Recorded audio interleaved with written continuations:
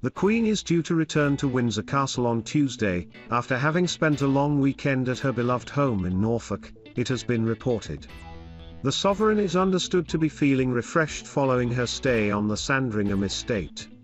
This update, reported by the Daily Mirror, will surely raise the spirits of royal watchers concerned for the health and well-being of the 95-year-old monarch. While at Sandringham, the Queen was spotted being driven around the estate multiple times, including earlier today. According to royal sources, the monarch held several meetings with staff at Sandringham over the past few days. Moreover, she split her time between the so-called Big House, her main residence in Norfolk, where she also hosts her extended family during the Christmas break, and Wood Farm, a 5-bedroom cottage where late Prince Philip spent most of his retirement years before the beginning of the COVID crisis. The Queen's weekend away from Windsor took place after the 95-year-old was said to have the intention to host a traditional royal Christmas at Sandringham. The winter royal feast, the first one since the death of Prince Philip in April, would take place after last year members of the House of Windsors could not come together to celebrate Christmas with the Queen due to the pandemic. The sovereign's return to Windsor Castle would come in the run-up of a deeply important date in the Queen's diary, Remembrance Sunday. The monarch is currently abiding by her doctor's orders to rest and only carry out light desk duties and virtual audiences. As a consequence, she has cancelled a few key in-person engagements, including a trip to Northern Ireland on October 20th and her attendance at the evening reception of COP26. She will also miss the Festival of Remembrance at the Royal Albert Hall on Saturday, surely to be attended by other working royals.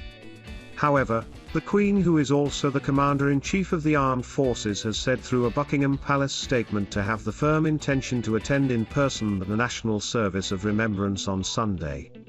Her desire to be at the Cenotaph was stressed also by a royal source, who said, the Queen was delighted to have been able to make the trip to Sandringham, which she had been planning for some time. Her doctors cleared her for the short helicopter flight, on the agreed understanding she would continue to rest. Her Majesty is determined to make the Remembrance Sunday commemorations at the Cenotaph this week, a date that is cemented in her diary. It will be a huge boost for both herself and the veterans for the Queen to make the event. The Queen hasn't led the service since 2017, when she decided to stand by her husband and watch the ceremony from the balcony of the Foreign and Commonwealth Office. As a result, Prince Charles now leads the country in a respectful minute of silence and places a wreath of poppies at the foot of the cenotaph on her behalf. Duke of Sussex, 37, spent a decade in the military, and served 2 tours in Afghanistan. In February, Harry lost his honorary military appointments after confirmation to the Queen that he would step back from duties as a senior working royal. Buckingham Palace said that the Queen had told her grandson that in stepping away from the work of the royal family, it is not possible to continue with the responsibilities and duties that come with a life of public service. Harry also lost the title of Captain General of the Royal Marines, a legacy handed down by the late Duke of Edinburgh. He was additionally stripped of the positions of Honorary Air Commandant of RAF Honington in Suffolk and Commodore-in-Chief Small Ships and Diving, Royal Naval Command. Instead of donning military attire, the Duke is expected to pin his 4 medals to a suit for the occasion. Prince Harry will be the guest of honor at the Salute to Freedom Gala, hosted at New York TMS Intrepid Museum, the day before the US celebrate Veterans Day. The gala recognizes extraordinary leadership, and honors the brave men and women who serve in defense of our nation. Singer Jon Bon Jovi will support Harry at the gala, following several charity collaborations together, organized in support of military personnel. This includes the Invictus Games, an event spearheaded by the Duke of Sussex since 2014 for wounded servicemen and women. The celebration of the dedication of military personnel comes as the royal family prepare to mark Remembrance Day on Thursday, and Remembrance Sunday over the weekend.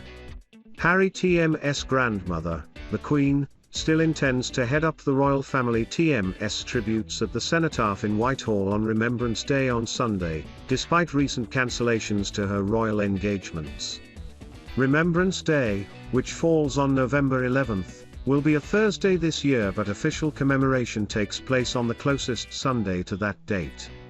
Remembrance Day marks what was Armistice Day, or November 11, 1918, the day an armistice agreement was agreed to end World War I. The observance of this day, including a brief period of reflective silence, has taken on a wider significance of remembering those lost to war, not just World War I. On Saturday night, prominent royals will also attend the Royal British Legion TMS Festival of Remembrance at the Royal Albert Hall. Members of the royal family also tend to be present at events to mark the event each year, including the opening of the Field of Remembrance at Westminster Abbey. If she is able to do so, the Queen is planning to lead the royal family TMS observance on Sunday. However, she will not be present at the Royal Albert Hall alongside other senior royals on Saturday.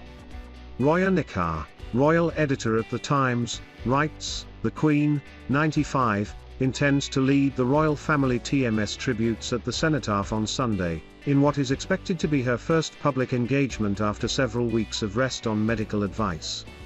Most senior members of the royal family, except the Queen, will also attend the Royal British Legion TMS Festival of Remembrance at the Royal Albert Hall on Saturday night. If she attends, this will be her first outing in weeks, following the cancellation of trips across the UK. Representatives for the Duke of Sussex have been contacted for comment.